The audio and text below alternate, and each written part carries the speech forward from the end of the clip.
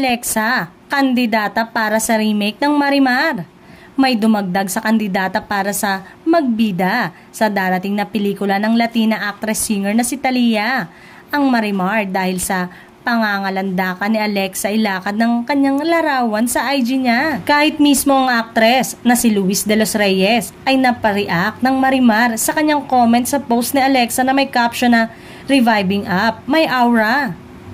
Pagkaganda-ganda naman kasi ni Alexa sa kanyang headshot na nakalaglag ang alon-alon nitong buhok, na ginawang basehan si Luis para makita nito ang karakter ni Marimar sa itsura ng kapamilya actress-singer.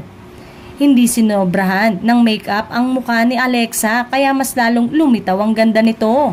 Isama pa ang nakalitaw niyang balikat at nakasilip niyang cleavage sa suot nitong damit.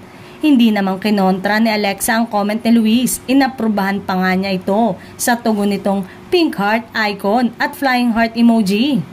Bumilibre ng isa pang magandang aktres ng kapamilya na si Luis de los Reyes at napacomment ito ng gorgeous. Sumausaw rin ang controversial na jowa ng Olympic 2-time gold medalist na si Carlos Yulo na si Chloe sa post.